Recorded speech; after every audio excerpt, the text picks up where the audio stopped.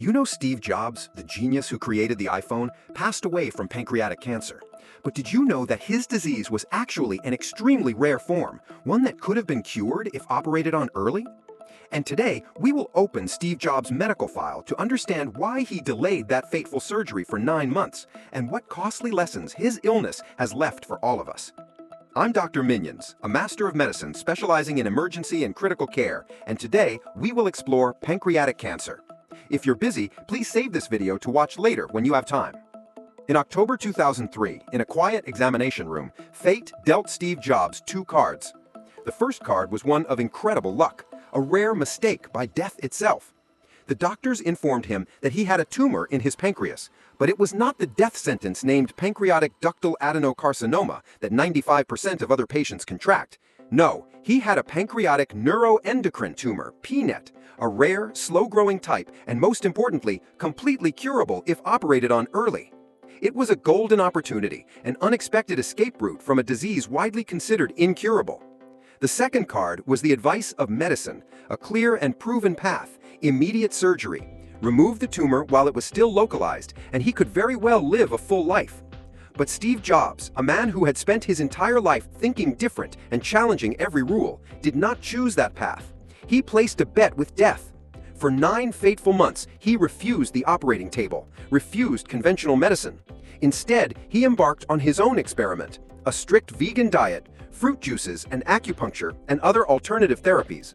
He believed that through willpower and a different lifestyle, he could starve and conquer the tumor. Time passed. 9 precious months slipped through his fingers like a silent river. In July 2004, that river reached the sea. The latest scans revealed a harsh reality.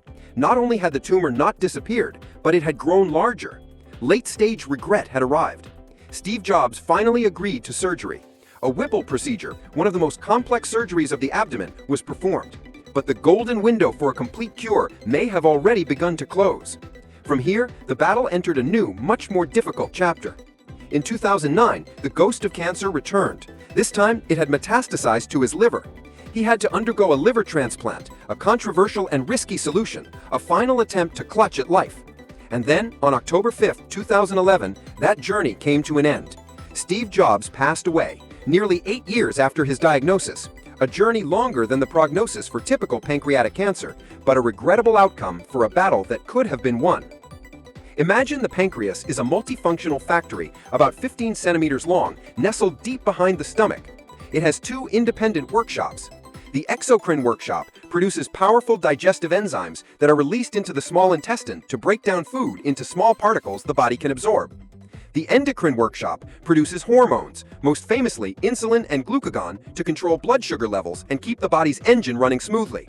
When this factory runs smoothly, everything is perfect. But when one cell within it rebels, cancer appears.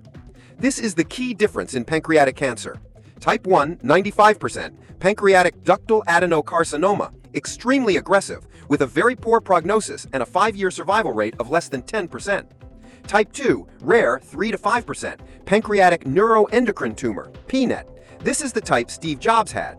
It grows slowly and can be cured with early surgery. Jobs was dealt a lucky card. Why is pancreatic cancer so dangerous? Because it is a silent killer. The pancreas is located so deep that the early stages are almost asymptomatic. By the time signs appear, it is often too late. Ductal cancer, the common type, upper abdominal pain radiating to the back, jaundice or yellowing of the skin and eyes due to the tumor compressing the bile duct, and unexplained weight loss. pNET, Jobs type, symptoms are even more vague. If the tumor is non-functional, doesn't produce hormones, it might only cause non-specific abdominal pain. If it is functional, it will overproduce hormones, causing strange symptoms like hypoglycemia from an insulinoma or severe peptic ulcers from a gastronoma. It was these hormonal symptoms that led to the accidental, relatively early discovery of Jobs' disease during an abdominal MRI. To make a accurate diagnosis, we must play detective. Step 1, blood tests. Look for markers like CA19-9 elevated in ductal cancer or chromogranin A elevated in pNET. Step 2, imaging. Ultrasound, CT, MRI, and especially PET-Gas68, an extremely sensitive reconnaissance satellite used specifically to find pNET tumors. Step 3, biopsy. The gold standard is an endoscopic ultrasound, EUS, where an endoscope with an ultrasound tip is passed through the mouth to get close to the pancreas. A very fine needle is then passed through the stomach wall to take a tissue sample from the tumor, FNA. This sample provides the final answer. Today, we have many weapons to fight pNET. Surgery, still the top choice if the tumor is localized. The Whipple procedure is an extremely complex major surgery. For smaller tumors, a surgeon might only need to perform an enucleation, scooping out the tumor. Targeted and endocrine therapies. Somatostatin analogs, SSA, act like brakes to slow the tumor's growth and control hormonal symptoms. Everolimus and sunitinib. These are smart drugs that work by cutting the communication lines or cutting the blood supply of the cancer cells. PRRT, peptide receptor radionuclide therapy. This is a cutting-edge weapon. Imagine it as a mini nuclear heat-seeking missile. Doctors attach a radioactive isotope, or lutetium-177, to a guidance molecule, or dotatate. This missile seeks out the pNET cancer cells and detonates, destroying them from the inside with minimal damage to healthy tissue. These are the weapons Steve Jobs had the opportunity to use had he not delayed. So why was Steve Jobs' 9-month delay so deadly? A large study showed that for pNET patients eligible for surgery, a delay of more than 3 months reduced the 5-year survival rate by 22%. Liver metastases typically appear after an average of 18 months without intervention. Jobs' 9 months was far too long, enough time for the smallest cancer cells, micrometastases, to have a chance to escape and seed themselves elsewhere, like his liver.